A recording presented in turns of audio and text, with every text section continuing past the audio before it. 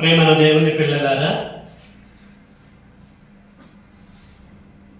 మన ప్రభువును లోకరక్షకుడైన యేసుక్రీస్తు వారి అతి శ్రేష్టమైన ఉన్నతమైనటువంటి నామములో మీ అందరికీ శుభములు, వందనములు తెలియజేస్తున్నాం. ఈ సమయంలో మనం తెలుసుకునే అంశము అపోస్తలుల బోధలో యేసు నేటివాడ నాటివాడ. అద్భుతమైనటువంటి అంశము తెలుసుకుందాం.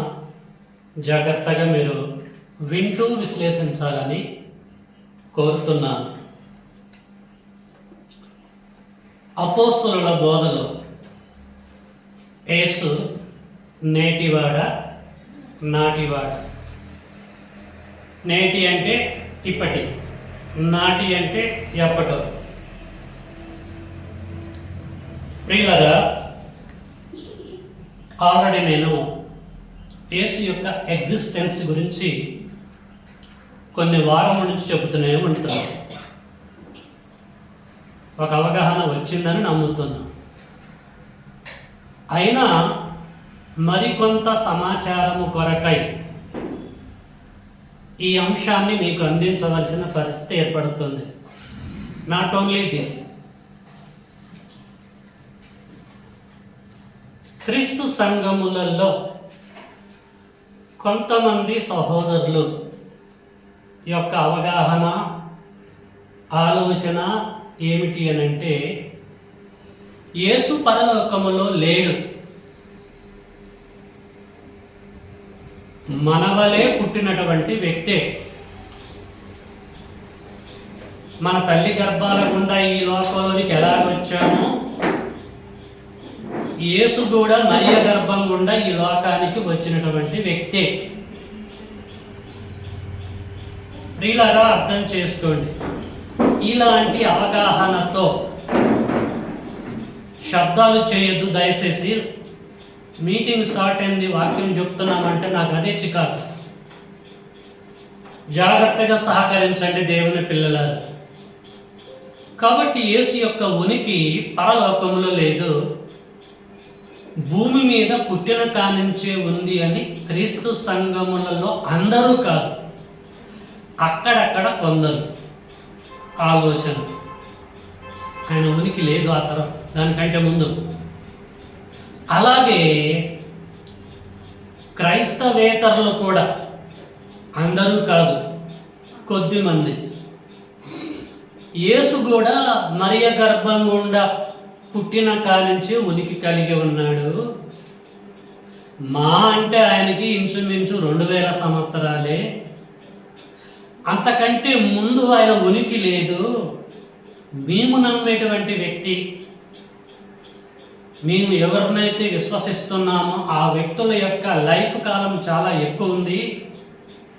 క్రీస్తు కంటే ముందటి వారు, క్రీస్తు నిన్న మొన్నటి వారు అని చెప్పేసి మాట్లాడుతూ ఉంటున్నారు. క్రైస్తవేతలలో కొద్దిమంది, అంటే అన్యులలో, క్రీస్తు సంఘములలో కొద్దిమంది ఈ ఆలోచన కలిగి ఉన్నారు. ఓకే, చాలా మంచిది. ప్రియులారా, వారికున్న అవగాహన, వారికున్న ఆలోచన కరెక్ట్ కావచ్చు. అయితే మీరిరువురు దేన్ని బేస్ చేసుకుని మాట్లాడుతున్నారు అని మనం అడిగితే, దేన్ని బేస్ చేసుకోవటం ఏంటి? బైబిల్లోనే రాయబడ్డది కదా, బైబిల్లోనే ఉంది కదా. యేసు యొక్క బర్త్ని గురించి మేము చదువుతూనే ఉంటున్నాం క్లారిటీగా, వాటిని బేస్ చేసుకునే అంటున్నాను. ఓకే, ఇప్పుడు మనము చూద్దాం వారు వేటిని ఆధారం చేసుకొని మాట్లాడుతున్నారు అని ఆలోచిస్తే, ఒకసారి మనము యెషయా గ్రంథంలోనికి వెళ్దామండి. అందరూ తీయాలి. యెషయా గ్రంథము 6వ అధ్యాయము 9వ అధ్యాయము 6వ వచనం నేను చదువుతున్నది చూడండి. యెషయా గ్రంథము 9వ అధ్యాయము 6వ వచనం. ఏలయనగా మనకి శిశువు పుట్టిండు. చాలండి, పుట్టిండు కదండి. యేసు పుట్టిన కానించే ఆయన ఉనికి ఉన్నది. పుట్టెను. అసలు దేవుడు అనేటువంటి వ్యక్తి, దేవుని కుమారుడు అనే వ్యక్తి పుట్టటం ఏంటి? ఉండాలి కదా. పుట్టెను అంటున్నాడు. పెద్ద ప్రవక్తలలో ఒక ప్రవక్త యెషయా తండ్రి కృపతో గ్రంథంలో రికార్డ్ చేయబడ్డది. కాబట్టి పుట్టిన కానించి ఆయన ఉనికి ఉంది అని చెప్పేసి అంటున్నారు. ఇకపోతే యేసు పుట్టిన పిమ్మట దేవదూత ఏమి తెలియచేసింది? లూకాసు వార్త 2వ అధ్యాయానికి వెళ్దాం. లూకాసు వార్త 2వ అధ్యాయము దయచేసి అందరు తీయాలండి. లూకాసు వార్త 2వ అధ్యాయము 11వ వచనము. దావీదు పట్టణమందు నేడు రక్షకుడు మీ కొరకు పుట్టి ఉన్నాడు.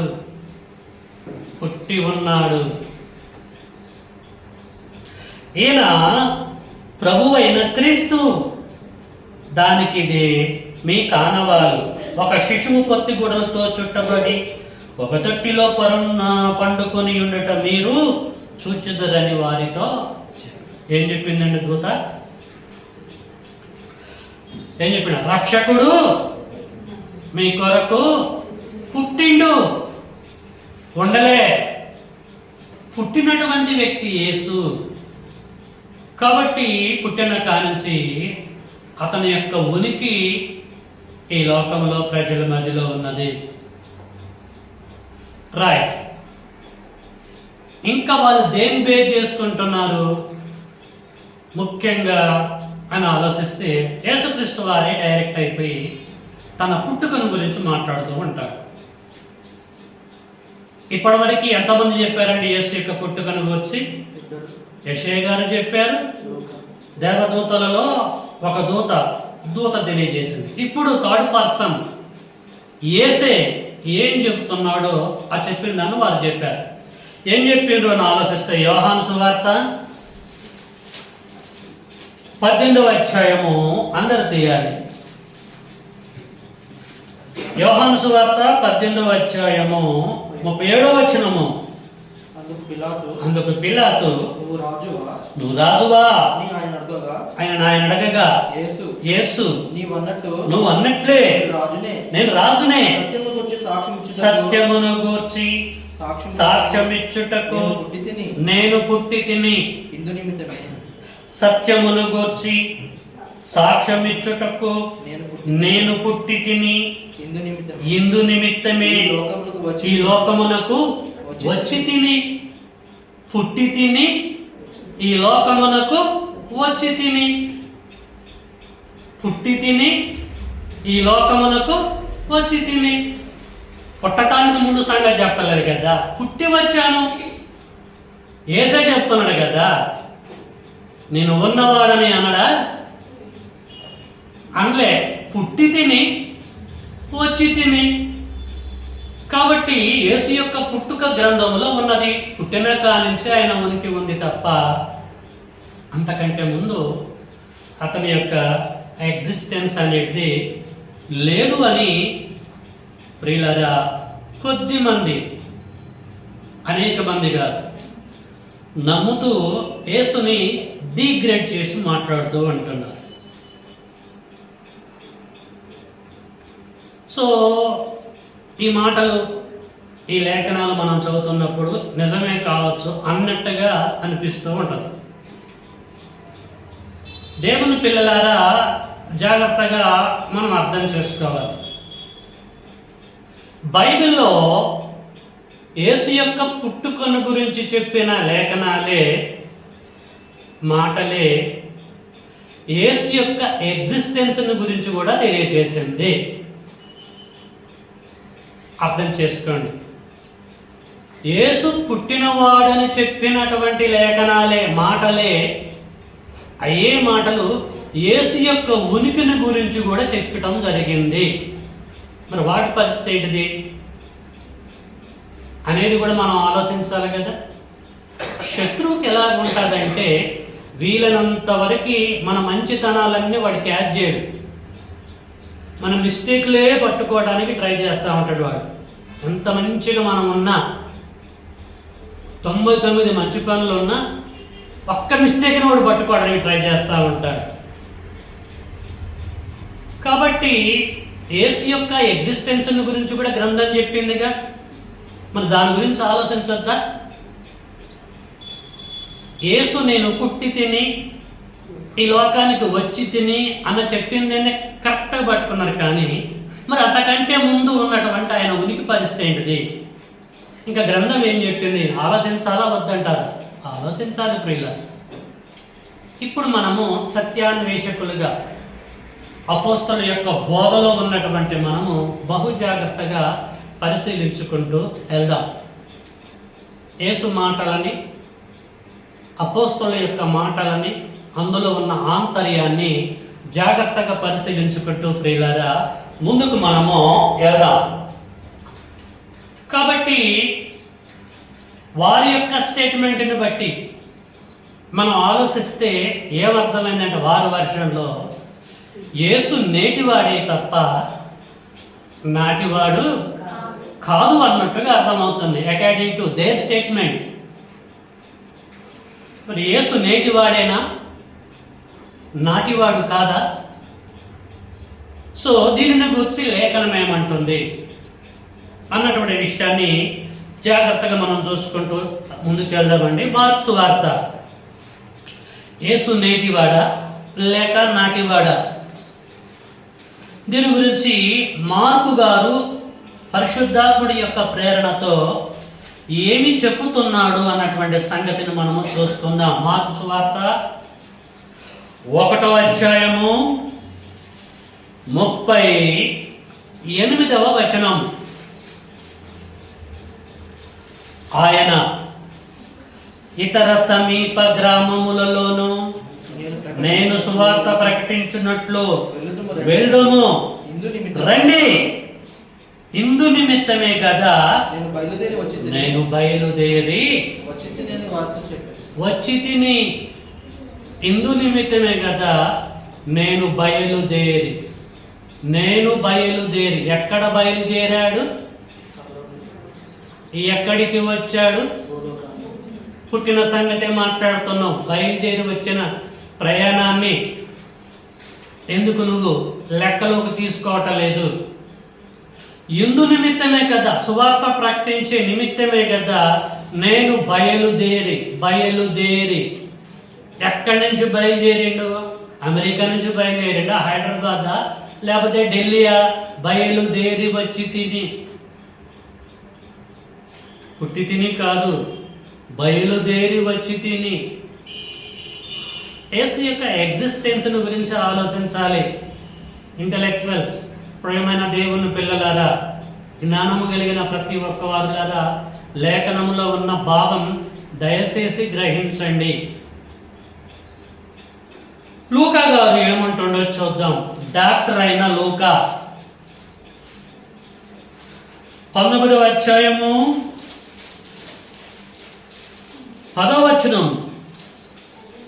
లూకా సువార్త 19వ అధ్యాయము 10వ వచనం. నశించిన దానిని వెదకి రక్షించుటకు మనుష్య కుమారుడు వచ్చెనని అతనితో చెప్పెను. పుట్టెననా, వచ్చెననా? మీరు ఆరాధించటానికి వచ్చారు, అంతేనా కాదు? మీరు ఆరాధించడానికి వచ్చారు ఆదివారం కాబట్టి. ఎక్కడి నుంచి వచ్చారు? మీకు ఒక ఇల్లు ఉంది, ఇంటి నుంచి బయలుదేరారు, వచ్చారు. ఎక్కడి నుంచి వచ్చారు మీరంటే బయలుదేరి వచ్చాం, మా ఇంటికా నుంచి వచ్చాం. మీకంటూ ఒక అడ్రస్ ఉంది ప్రియులారా. అదే అంటున్నాడు, నశించిన దానిని వెదకి రక్షించుటకు మనుష్య కుమారుడు వచ్చెనా, పుట్టెనా? వచ్చాను.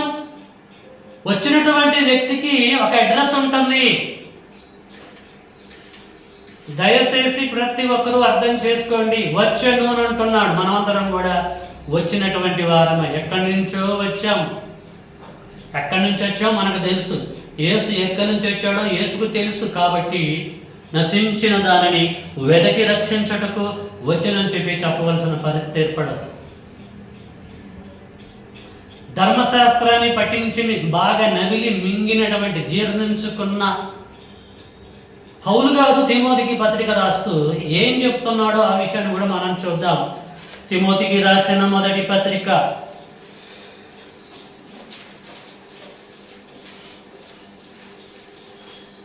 1వ అధ్యాయము 15వ వచనము. పాపులను రక్షించుటకు క్రీస్తు యేసు లోకములకు వచ్చెను. పాపులను రక్షించుటకు క్రీస్తు యేసు లోకములోనికి వచ్చెను. Wonderful scripture. లోకములోనికి వచ్చెను అంటే లోకములోనికి రావటానికి ముందు ఎక్కడ తన అడ్రస్? తెర మీదికి వచ్చెను అనంటే తెర వెనకాల నుంచి వచ్చినట్టు లెక్క. అంతే కదండి. లోకములోనికి వచ్చెను, ప్రజలలోనికి వచ్చెను, మరియ గర్భం గుండా లోకములోనికి వచ్చెనంటే అసలు ఆయన ఎక్కడ? ఆయన అడ్రస్ ఎక్కడ? ఎక్కడి నుంచి బయలుదేరిండు? ఎక్కడికి వచ్చాడు? లోకములోనికి వచ్చెను. ఇంతకాలం వీడు లోపట ఉన్నాడండి, ఎక్కడ ఉన్నాడో తెలియదు. కొంతమంది అంటాం, అప్పుడప్పుడు అంటూ ఉంటాం, వాడు ఇప్పుడిప్పుడే లోకములోనికి వస్తున్నాడు అని అంటే అంతకుముందు ఉన్నాడన్నట్ట లేడన్నట్ట? లేఖనాలు ఇంత సుస్పష్టముగా ఉన్నా కూడా ఎందుకు గ్రహించలేకపోతున్నారు? యేసు యొక్క ఎగ్జిస్టెన్స్లో ఉన్నటువంటి ఆ భావాన్ని, సత్యాన్ని ఎందుకు తెలుసుకోలేకపోతున్నారు? దేవుని పిల్లలారా, యేసు నేటివాడు అన్నట్టుగా మీకు అర్థమవుతుందా? లేకపోతే నాటివాడు అన్నట్టుగా అర్థమవుతుందా? ఏం జీవన్, ఇక్కడే ఉన్నావా? యేసు నేటివాడు అన్నట్టుగా అనిపిస్తుందా లేకపోతే నాటివాడు అన్నట్టుగా అర్థమవుతుందా? నాటివాడు. ఏ నాటివాడో తెలియదండి, నేటివాడు కాదు. నేటి పత్రిక కాదు యేసుది, నాటి పత్రిక. దేవుని పిల్లలారా అర్థం చేసుకోండి. పాపులను రక్షించుటకు క్రీస్తు యేసు లోకములోనికి వచ్చెను. వచ్చాను అని అంటే రావడానికి ముందు కూడా ఉంటాడు ఆయన. హెబ్రీ పత్రిక 10వ అధ్యాయము. ఇప్పుడు మీరు ఆలోచించాలి, ఇవన్నీ కూడా ఇలాంటి బోధన మీ దగ్గరకు వచ్చినప్పుడు కూడా జాగ్రత్తగా వారిని మీరు ఖండించాలి లేఖనముల ద్వారానే. దాని కొరకే చెబుతున్నాను. హెబ్రీ పత్రిక 10వ అధ్యాయము 5వ వచనము.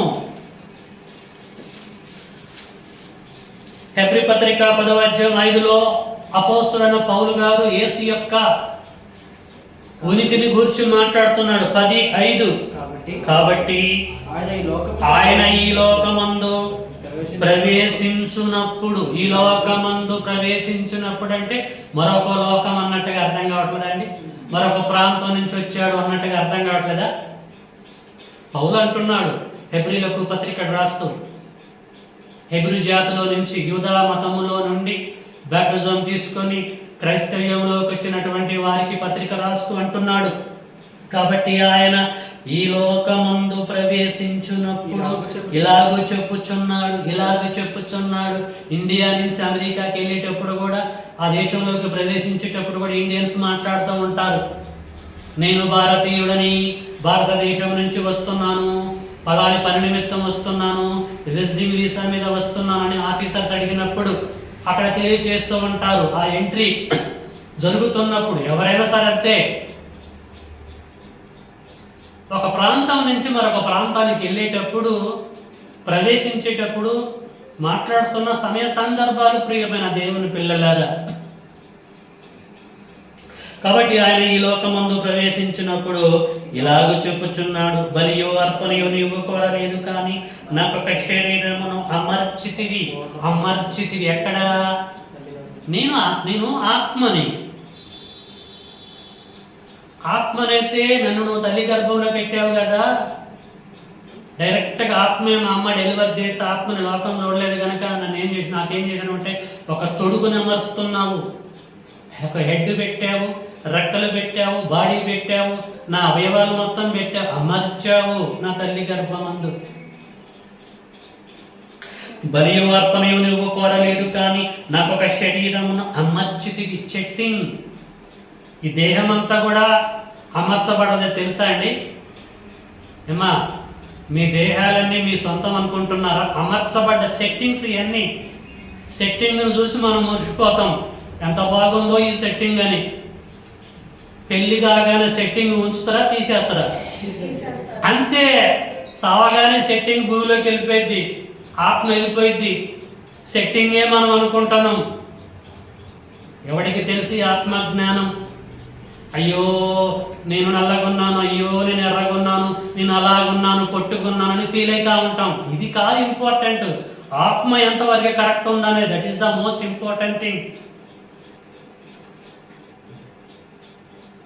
ఇక్కడ అంటున్నాడు కాబట్టి ఆయన ఈ లోకమందు ప్రవేశించినప్పుడు, అంటే అతని యొక్క ప్రయాణము కొనసాగింది, ఎక్కడి నుంచో ఆయన వస్తున్నాడు అన్నట్టుగా ప్రియమైన దేవుని పిల్లలారా అర్థం చేసుకోవాలి మనం. ఓకే, చూసుకున్నటువంటి ఈ లేఖనములను బట్టి మనకి ఏమి తేట తెల్లమైంది? యేసు పుట్టినవాడు కాదు, యేసు వచ్చినవాడు అని అర్థమవుతుంది. అంటే పుట్టినవాడు కాదు, పుట్టిన కాడి నుంచి మనం చూడొద్దు, ఆయన వచ్చినవాడు. వచ్చినవాడంటే మరి ఎక్కడి నుంచి వచ్చాడు? అదే అండి అపోస్తలుల బోధ.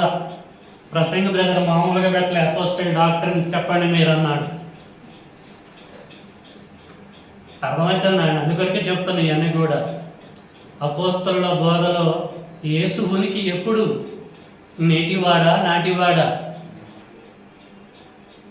ప్రియులారా, లోకము పుట్టిన కాలం చూసింది, మనం కూడా చూసాం. మరొక స్టెప్ వేసాం, పుట్టినవాడా లేకపోతే ఇంకెక్కడి నుంచి వచ్చినవాడా అని చూసాం. వచ్చినవాడని కన్ఫర్మ్ చేసుకున్నాం. అమ్మ పుట్టుకే కాదు, ఆయన ఎక్కడి నుంచో వచ్చాడు, ఇంకా చాలా ఉంది హిస్టరీ అని గ్రహించాం.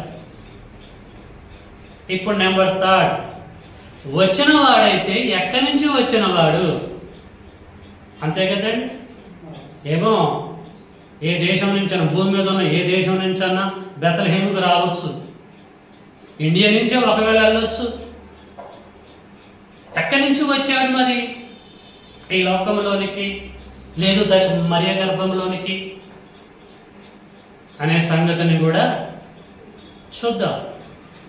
ఏమండి, ఏమైనా మసిబూసి మారేడికాయ చేసి చెప్తున్నాను, ఇది మసిబూసి ఇది మారేడికాయ అంటున్నానండి, వాస్తవాలు చెప్తున్నా కదా.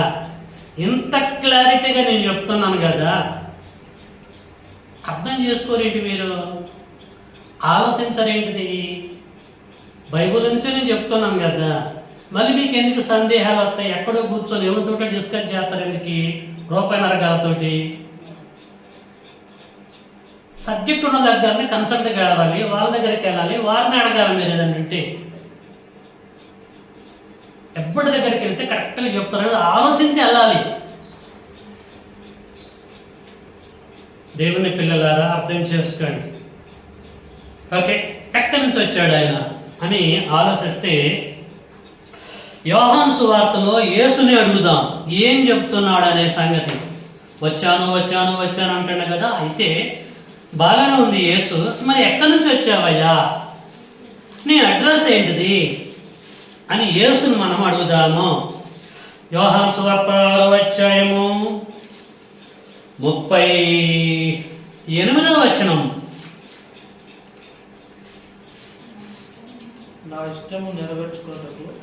నా ఇష్టమును నెరవేర్చుకొనుటకు నేను రాలేదు ఈ లోకంలోనికి, తల్లి మరియ గర్భ నుండి నన్ను పంపిన వాని చిత్తము నెరవేర్చుటకి పరలోకము నుండి దిగి వచ్చి తిని. చూశారండి, అద్భుతమైనటువంటి ఆన్సర్. పరలోకము నుండి దిగి వచ్చి తిని. ఎగ్జిస్టెన్స్ ఉంది. మొన్న పుట్టినవాడు కాదు, మొన్న నుంచి కాదు ఆయన ఉనికి. మరి ఈ లేఖనం ఉందిగా బైబిల్, దీన్ని ఏం చేద్దామంటారు? కొట్టేద్దామంటారా? ఇది ఓపెన్ స్టేట్మెంట్ కదా, డైరెక్ట్ స్టేట్మెంట్. యేసే చెప్తున్నాడు.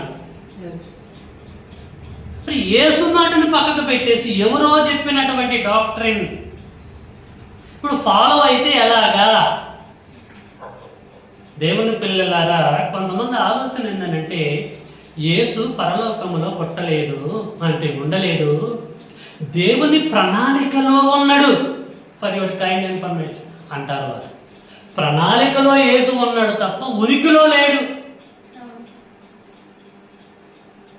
అర్థమైందా మీకు? ఇక్కడ ప్రణాళిక స్కెచ్లో ఉన్నాడు తప్ప ఉనికిలో లేడు అని అంటారు. మరి ఎప్పటి నుంచి ఉనికి అంటే మరియ గర్భం కూడా వచ్చిన కాడి నుంచి ఉనికి. ఓకే, అదే నమ్ముదాం. మరి ఇప్పుడు యేసు చెప్తున్నాడు, దీన్ని ఏం చేద్దాం? మరి కరెక్ట్గా దింపుతున్నాడు. 2+2 = 4 లెక్క దింపుతున్నాడు. ఏం చెప్తాడండి 38లో? నా ఇష్టం నెరవేర్చుకుంటకు, నా ఇష్టమును నెరవేర్చుకొనుటకు నేను రాలేదు నన్ను పంపిన, అంటే పంపినటువంటి పర్సన్ గురించి కూడా చెప్తున్నాడు. నన్ను పంపిన వాని, పంపింది ఎవరు? ఎన్ని? పరమ తండ్రి. ఓపెన్ గా చెప్తున్నాడు, నన్ను ఒక ఆయన పంపాడు. నన్ను పంపిన వాని చిత్తము నెరవేర్చుటకే పరలోకము నుండి దిగి వచ్చి తిని. ఫర్ యువర్ కైండ్ ఇన్ఫర్మేషన్, పరలోకము నుండి దిగి వచ్చి తిని అని అంటున్నాడు. ప్రియమైన దేవుని పిల్లలారా, యేసు పరలోకములో ఉన్నాడు, పరలోకము నుండి దిగి వచ్చాడు. అది అతని యొక్క ఉనికి, ఎగ్జిస్టెన్స్. అయితే బాగానే చెప్తున్నావు ప్రభువా, పరలోకంలో ఏ మూలలో ఉన్నావు నువ్వు? ఎక్కడున్నావు? ఏ ప్లేసులో నువ్వు ఉంటే నీ తండ్రి నిన్ను పంపించాడు? ఎక్కడ ఉన్నావు నువ్వు? అడుగుదాం. యేసు చెప్పాడో చూద్దాం. యోహాను సువార్త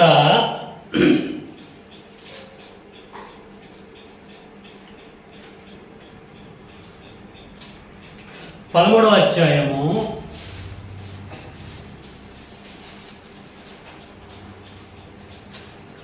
13వ అధ్యాయము 3వ వచనం. తండ్రి తన చేతికి సమస్తం అప్పగించిననియు, తండ్రి తన చేతికి సమస్తమును అప్పగించెననియు, తాను దేవుని యొద్ద నుండి బయలుదేరి వచ్చిననియు, తాను దేవుని యొద్ద నుండి బయలుదేరి వచ్చిననియు, దేవుని యొద్దకు మళ్ళీ నేను దేవుని యొద్దకు వెళ్ళవలసి ఉన్నదని యేసు ఎరిగి. ఇంతకంటే క్లారిటీ ఏముందండి? పరలోకము నుండి వచ్చానన్నాడు. పరలోకముల నుండి ఎక్కడ ఉంటే నిన్ను తండ్రి పంపించాడు, నువ్వు ఎక్కడి నుంచి వచ్చావని మనము పరిశీలన చేస్తూ యేసుని అడిగితే ఏమంటాడండి? తాను దేవుని యొద్ద నుండి బయలుదేరి వచ్చాను అని అంటున్నాడు. కొట్టేద్దాం దీన్ని. దేవుని యొద్దను దేవుడు ఉన్నాడు, దేవుని యొద్ద నేనున్నాను. ఇంకా ఏంటండి నాకు అర్థం కావట్లేదు ఆయన ఎగ్జిస్టెన్స్. ఎక్కడన్నా కన్ఫ్యూజా? ఈ లేఖనాలన్నీ పక్కకు పెట్టేసి, ఈ లేఖనాలు చదవకుండా మరియ గర్భం గుండానే యేసు వచ్చాడు, అప్పటి నుంచి ఆయన ఉనికి ఉందంటే ఈ మేమేమైనా వినడానికి అంత పిచ్చు వాళ్ళమా? ఏమైనా బైబిల్లో సబ్జెక్ట్ లేనటువంటి పర్సన్స్ మా మీద. 1992 నుంచి బైబిల్ మీద పట్టుండి పని కలిగిస్తున్న పరమ తండ్రి పరిచర్య చేసేవారు. ఎవరో వాళ్ళకి తెలిస్తే ఏదో ఇక్కడ జూడాయిజానికి సంబంధించిన సబ్జెక్టులు విని ఇది కరెక్ట్ అని బోధిస్తే అంత విని ఫాలో కావడానికి అంత ఎర్రి ఎంగలప్పలేవుడు కూడా లేరు. ప్రియమైన దేవుని పిల్లల, ఏది చెప్పినా గ్రంథం చెప్పాలి, ఊహల వద్దు, వాక్యమే వద్దు. డైరెక్ట్ స్టేట్మెంట్స్ ఇవన్నీ కూడా. ఏం చెప్పిండండి 13:3లో, తండ్రి తన చేతికి సమస్తమును అప్పగించిననియు తాను దేవుని యొద్ద నుండి బయలుదేరి వచ్చానని ఆయన చెప్పండి. తాను దేవుని యొద్ద నుండి బయలుదేరి వచ్చానని, మళ్ళీ దేవుని యొద్దకు వెళ్ళవలసి ఉన్నదని యేసు ఎరిగిండు. ఆయన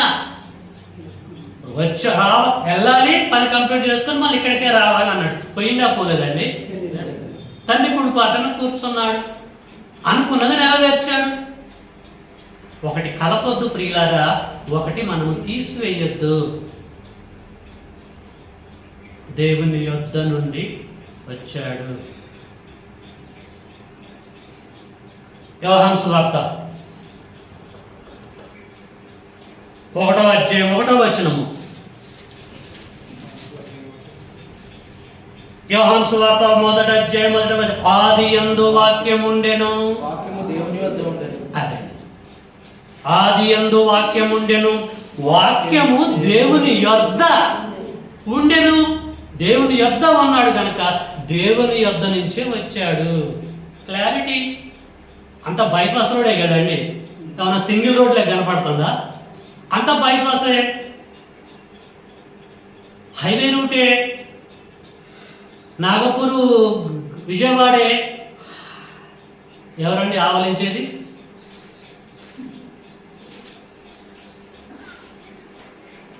దేవుని పిల్లలారా చాలా జాగ్రత్తగా ఉండాలండి. ఆదియందు వాక్యం ఉండెను,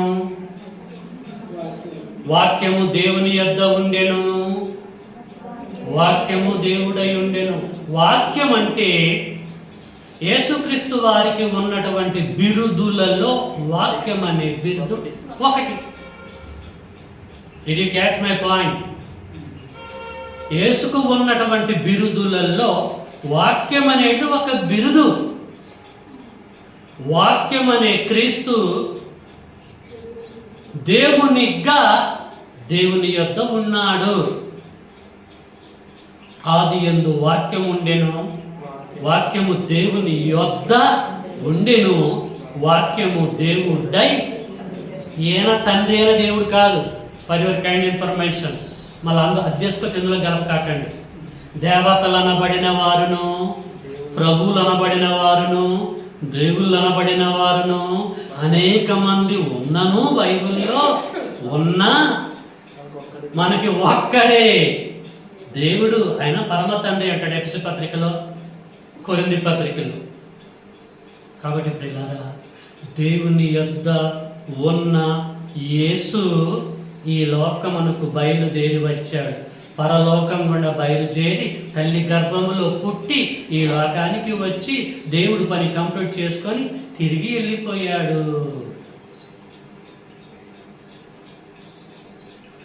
దేవుని యొద్ద ఉన్న ఆ వాక్యము ఈ లోకంలోకి రావాలి గనక దేవుడు ఏం చేసిన తెలుసా?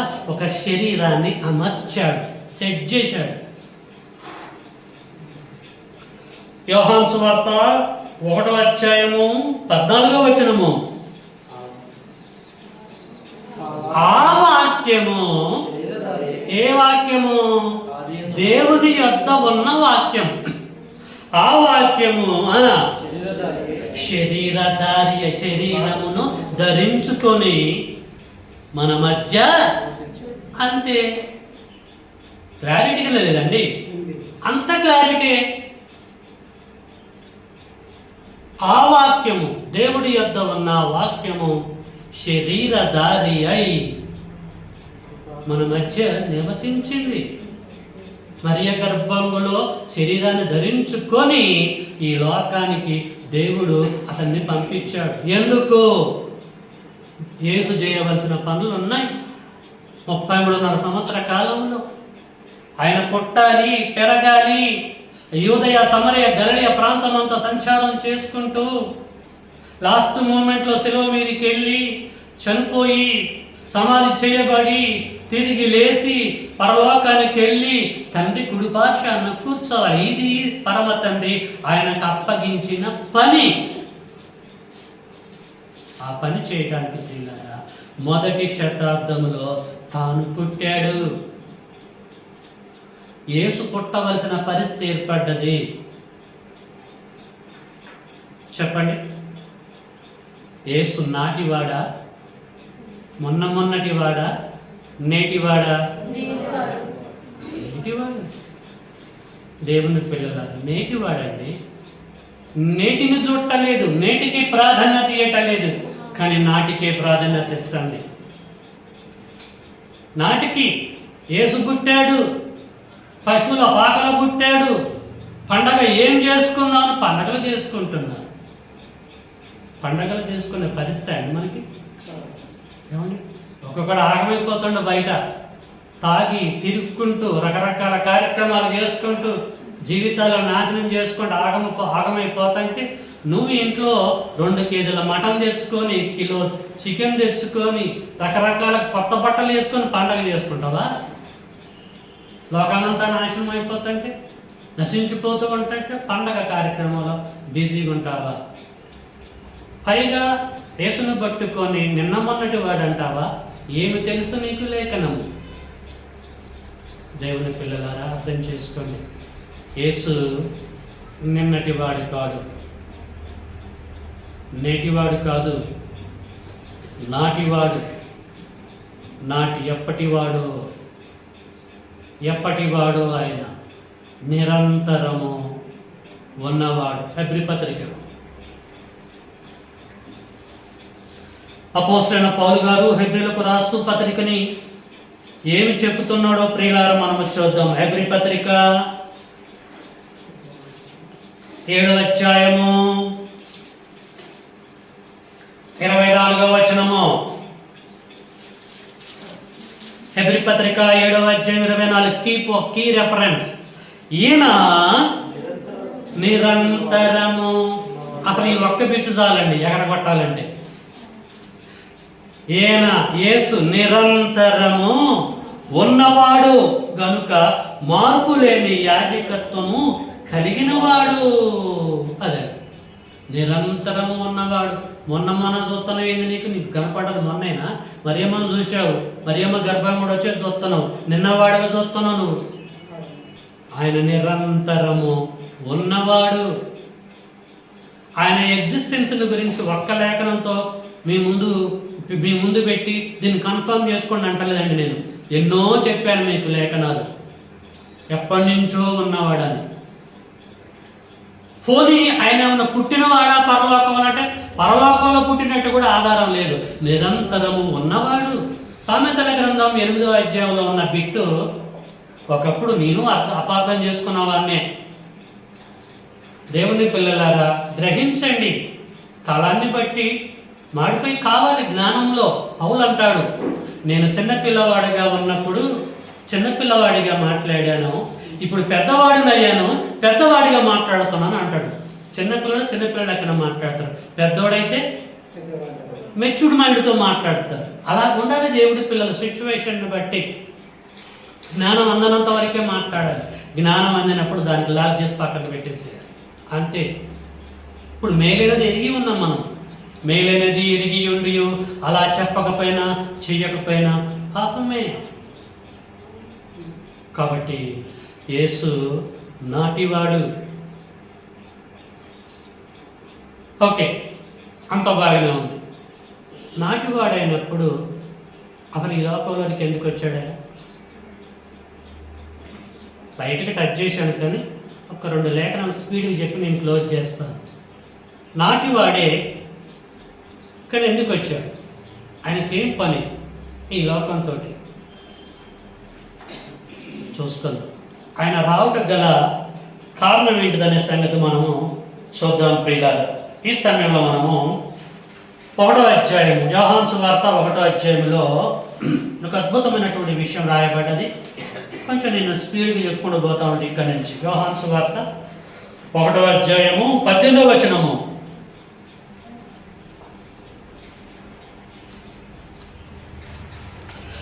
ఎవడును ఎప్పుడైనను దేవుణ్ణి చూడలేదు, తండ్రి రొమ్ముననున్న అద్వితీయ కుమారుడే ఈ లోకానికి వచ్చి పరమ తండ్రిని బయలుపరిచెను. అది తండ్రి అయిన దేవుణ్ణి గురించి ప్రపంచానికి తెలియజేసింది ఎవరు తెలుసా? పరలోకములో పరమ తండ్రి ఉన్నాడన్న సంగతి ప్రపంచానికి చెప్పింది ఎవరంటే యేసుక్రీస్తుల వారే. అర్థమైంది? యేసుబాబు ఆయన వచ్చి తండ్రిని బయలుపరిచాడు.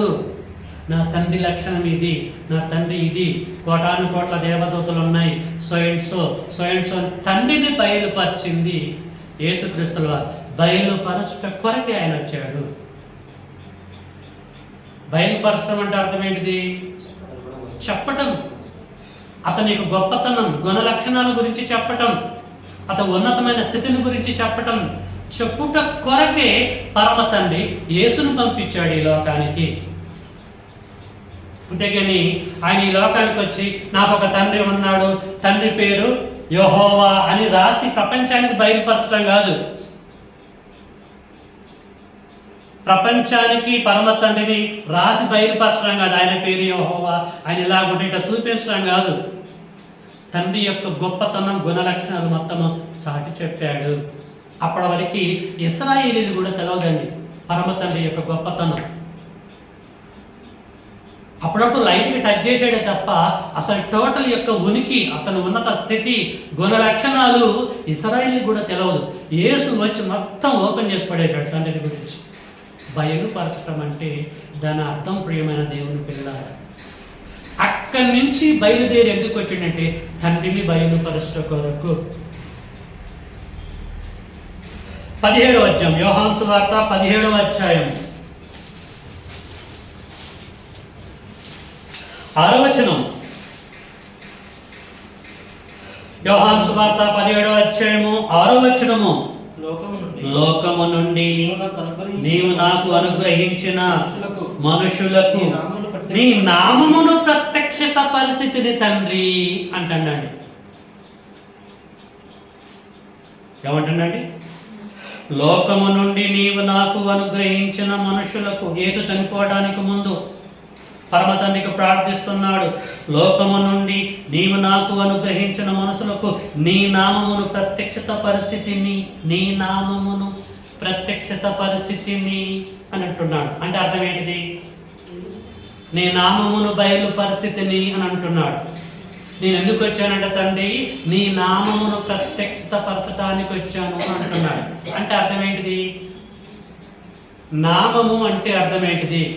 నాకు ఒక తండ్రి ఉన్నాడు, తండ్రి పేరు యెహోవా అని ఆ నామమును, ఆ పేరుని తెలియజేయడానికి, ప్రత్యక్షపరచడానికి వచ్చాడా? దాని భావం అదా? నామం అంటే అర్థం ఏంటిది? అమ్మా రమ్య, నామం అంటే అర్థం ఏంటిది? నామం అంటే గుణము, గుణ లక్షణాలు, ఆయన మంచితనము, ఆయన ప్రేమతత్వము.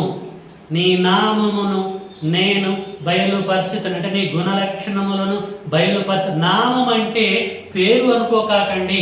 నామం అంటే పేరే, కానీ సందర్భాన్ని బట్టి అర్థం చేసుకోవాలి దేవుని పిల్లలారా. తండ్రి నేను ఈ 3.5 సంవత్సర కాలంలో వీరికి నీవు నాకు అప్పచెప్పిన జనాంగానికి నీ నామమును ప్రత్యక్షత పరిస్థితిని అంటే నీ గుణ లక్షణాలు, నీ గొప్పతనం అంతా కూడా వీళ్ళకి వివరించి చెప్పాను తండ్రి అని అంటాడు. నామం అంటే గుణ లక్షణములు. సీనాయి కొండ దగ్గర మోషే అంత బాగానే ఉంది కానీ నువ్వు నాకు కనపడ్డావని నేను వెళ్ళి ఇశ్రాయేలుకి చెప్తే వెళ్ళవయ్యా అంటారు వాళ్ళు. నీ కనపడ్డాయన పేరేంటో ఒకవేళ నువ్వు చెప్పు అని చెప్పేసి వాళ్ళందరూ అనుకోరు. నీకు కనపడ్డాయన పేరేంటి, ఆయన నామం ఏంటిది, ఆయన పేరు చెప్పండి అని చెప్పేసి వాళ్ళు అడిగితే నేనేం చెప్పాలి? దయచేసి నీ నామం చెప్పండి అని చెప్పేసి అంటాడు మోషే గారు కొండ మీద పరమ తండ్రితో. మరి ఆయనకు అప్పుడు పేరు ఉందా లేదా? మరి పేరు చెప్పాడా? పేరు చెప్పాడండి. నిర్గమకాండంలోకి వెళ్దాం. నామమునకు అర్థం ఏంటిదో అర్థం కావడం కొరకు చెప్తున్నా. నిర్గమకాండము 3వ అధ్యాయము, నిర్గమకాండం 3వ అధ్యాయము 13-14. మోషే చిత్తగించుము, నేను ఇశ్రాయేలు యొద్దకు వెళ్ళి వారిని చూసి మీ పితరుల దేవుడు మీ యొద్దకు నన్ను పంపినని వారితో చెప్పగా, వారు ఆయన పేరేమి, ఆయన నామం ఏంటి అని అడిగిన ఎడల వారితో నేనేమి చెప్పగలనని దేవుణ్ణి అడిగాను. బాగానే ఉంది కదండి, బాగానే ఉంది. అర్థమైంది, అర్థం కాదు మన దవన. 13 మోషే చిత్తగించుము, నేను ఇశ్రాయేలు యొద్దకు వెళ్ళి వారిని చూసి మీ పితరుల దేవుడు మీ యొద్దకు నన్ను పంపినని వారితో చెప్పగా, వారు ఆయన పేరేమి అంటే నామం ఏంటి అని అడిగిన ఎడల వారితో నేనేం చెప్పవాలని అడిగను. అందుకు దేవుడు, నేను ఉన్నవాడను అనువాడనై ఉన్నానని మోషేతో చెప్పాను. ఆయన అడిగింది ఏంటిది? ఆయన పెద్ద అని చెప్పింది ఏంటండి? పేరు అడిగాడు కదా, పేరు ఉంది కదా, పేరు చెప్పొచ్చు కదా. కానీ దేవుడు ఏమన్నాడు? నేను ఉన్నవాడను అనువాడనై ఉన్నానని నువ్వు వెళ్ళి చెప్పు అంటాడు. పేరు అన్నా నామం అన్నా ఒకటే. నామం అంటే అర్థం ఏంటంటే దేవుని యొక్క గుణలక్షణములు. నేను ప్రేమ కలిగిన వాడిని, నేను దయగలిగిన వాడిని, నేను గొప్పవాడిని, నేను ఉన్నాను, భయపడవలసిన అవసరం లేదు, నా లక్షణాలన్నిటి గురించి నువ్వు వెళ్ళి చెప్పు అని చెప్పేసి అంటాడు మోషే. కాబట్టి ప్రేమన దేవుని పిల్లలారా, యేసుక్రీస్తు వారు ఇదే విషయం చెప్పవలసిన పరిస్థితి ఏర్పడదు. ఏది? తండ్రి నామమును బయలుపరచడానికి ఆయన వచ్చాడు పరలోకము నుండి. యేసు ఎందుకు వచ్చాడు? యేసు తండ్రి నామమును బయలుపరచడానికి వచ్చాడు. తండ్రి యొక్క గొప్పతనమును సాటి చెప్పడానికి వచ్చాడు. నామం అంటే గుణలక్షణములు. చెప్పినా చెప్పలేదా యేసు? దేవుని పిల్లలకు చెప్పిండు. యేసు రాకకి ఉన్న గొప్పతనం ఏంటంటే దేవుని యొక్క గుణలక్షణములను, గుణాతిశయములను ప్రచురము చేయుట కొరకే యేసు వచ్చాడు. అది మరి మనం కూడా వచ్చామా రాలేదా? ఎక్కడి నుంచి వచ్చాం? మనం ఎక్కడి నుంచి వచ్చామండి? మనం ఏమైనా పక్క ఊరు నుంచి వచ్చామా ఇక్కడికి? మనము కూడా పరలోకము నుండి వచ్చాం. మనము కూడా తండ్రి పంపితే వచ్చిన వాళ్ళమే. కాబట్టి ఆయనకు ఆపుకుంటుంది, నరులారా తిరిగి రండి. కీర్తన గ్రంథం 90వ అధ్యాయం 3లో నరులారా తిరిగి రండి. తిరిగి రండి అని ఎప్పుడు అంటాము? మనము మన దగ్గర నుంచి వెళ్ళినప్పుడే. మన పిల్లలు బయటికి వెళ్తున్నప్పుడు, అరే ఎట్ట వెళ్తున్నావో అట్లా తిరిగి రావాలి అంటాం మనం. అలాగే దేవుడు కూడా తిరిగి రండి అని మనం అంటున్నాం. అంటే మనం కూడా అక్కడి నుంచి వచ్చిన వాళ్ళమే. మన తల్లి గర్భం గుండా మనం వచ్చాం. యేసు కూడా వాళ్ళ అమ్మ గర్భం, మరే గర్భం గుండా ఆయన వచ్చాడు. వచ్చి తండ్రి నామమును మహింపరిచాడు, కనపరిచాడు. మనం కూడా ఏం చేయాలండి? దేవుని యొక్క గుణాతిశయములను మనం కూడా ప్రచురము చేయాలి. అది 1 పేతురు 2వ అధ్యాయం 9వ వచనం ఏం చెప్పాడు పేతురు గారు? చూసుకొని ముగించుకుందాం. పేతురు రాసిన 1వ పత్రిక 2వ అధ్యాయము 9వ వచనం. ప్రేమన దేవుని పిల్లలారా, 1 పేతురు 2:9,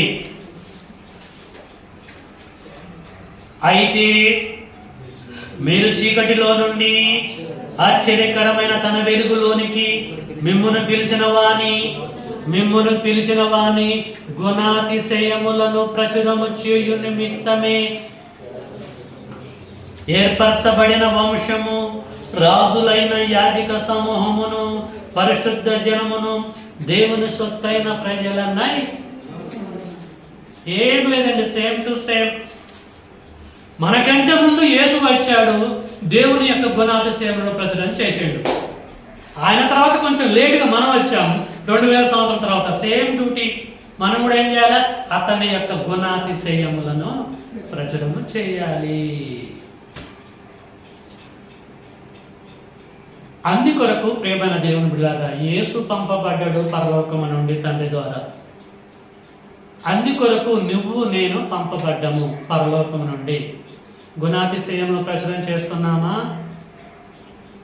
అతని క్యారెక్టర్, గుణాతిశయం అంటే క్యారెక్టర్స్, దేవుని యొక్క గొప్పతనాన్ని ప్రచురము చేస్తున్నామా, చెబుతున్నామా? ఉద్దేశం ఇది. నేను నా తల్లి గర్భం గుండా బయటికి రావడానికి రీజన్ ఇది. మీరు అంతే, యేసు అంతే. యేసు వచ్చాడు, ప్రచురం చేశాడు, తండ్రి గొప్పతనం తెలియజేశాడు, వెళ్ళిపోయాడు. మరి మనం కూడా వెళ్ళే టైం దగ్గర పడ్డది. మనము తండ్రి యొక్క గుణాతిశయమును స్ప్రెడ్ చేస్తున్నాము మన జీవిత కాలంలో. నో, లేచిన మొదలుకొని రాత్రి పడుకునేంత వరకు ఎవడి గుణాతిశయములను వాడే. నాది ఎంత అంటే నాదంతా. మన గురించి మనం బూస్టింగే తప్ప ఏం లేదండి. తండ్రి గురించి ఎవరు పట్టించుకోవట్లేదు. ఒక జాన్సన్కే పట్టిందా ఈ బాధ? మీకు లేదా? మనకి లేదా? ప్రపంచానికి లేదా? మరి ఉన్నప్పుడు చేస్తున్నామా? దేవుని పిల్లలారా, అర్థం ఇది అందరి బాధ్యత. అందుకరికి యేసు అంటాడు యోహాను సువార్త 17:4 చేయుటకు నీవు నాకు అప్పగించిన పని సంపూర్ణం అనడా, హాఫ్ క్వార్టర్ అనడా? సంపూర్ణముగా నెరవేర్చాను. భూమి మీద నిన్ను మహిమపరచనడా, నన్ను నేను మహిమపరచుకున్నాను అనడా? మనల్ని మనమే మహిమపరచుకుంటామని తెలుసా? దేవుని పిల్లలారా, అర్థం చేసుకో. ఈ అద్భుతమైన ఈ కాన్సెప్ట్ నాకు 1992లో తెలుసండి. ఎప్పుడు? 92 పుట్టిన అప్పుడు మీరు కొంతమంది. అదే మరి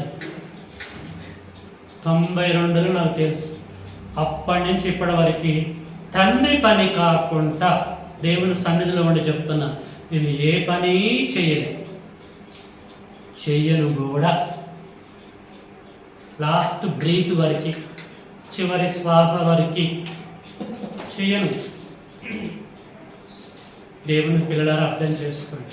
పనులు చేయడానికి పుట్టాం, తండ్రి పనులు. మీరేం చేయాలి? మీ పనులు మీరు చేసుకోవాలి. ఏమండి? మీ పనులు మీరు చేసుకోవాలి. కుటుంబ పోషణ కొరకు మీ పనులు మీరు చేసుకుంటూ కూడా తండ్రి పని కూడా చేయాలి. మీకు అర్థమవుతుంది నా ప్రయాసం? మీ పనులు మీరు చేసుకోవాలి. కుటుంబాన్ని పోషించుకోవాలి, పిల్లల్ని, భర్తల్ని, భార్యను పోషించుకోవాలిగా. దేవుడు మీకు అప్పచెప్పిన మీ పని మీరు చేసుకుంటూ దేవుడి పని కూడా చేయాలి.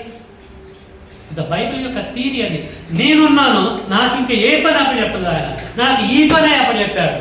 100% ఫుల్ టైం వర్క్ నేను చేయాలి. చేసి మృత్యు తర్వాత ఆ లోకాన్ని మనం స్వతంత్రించుకోవాలి. కాబట్టి ప్రేమైన దేవుని పిల్లలారా, అపోస్తలుల బోధలో యేసు నేటివాడా, నాటివాడా? నాటివాడు. సో దీన్ని పక్కకు పెట్టేసి అజ్ఞానంగా ఎవరైనా మాట్లాడితే లేఖనం ఏం చెప్తుంది? అజ్ఞానంగా మాట్లాడే వాళ్ళ నోరులు ముయించమంటే అర తీసుకొని వెళ్ళి మూతి మీద కొట్టమని కదా దాని అర్థం. లేఖనముల ద్వారా ముయించాలి. బ్రదర్ మరి ఇట్టుందిగా, మీరు అట్లా చెప్తున్నారు, దీన్ని ఏం చేద్దాం? నువ్వు చెప్పు. దీన్ని చింపేద్దామా, కొట్టేద్దాం? మీరు చెప్పండి. అడిగి తెలుస్తుంది. ఓకేనా? చక్కగా ఓపికతో ఈ అద్భుతమైన సబ్జెక్ట్ మీరు విన్నందుకు మిమ్మల్ని అందరూ కూడా అభినందిస్తూ ముగిస్తున్నాను. Thank you for your attention. May God bless you all.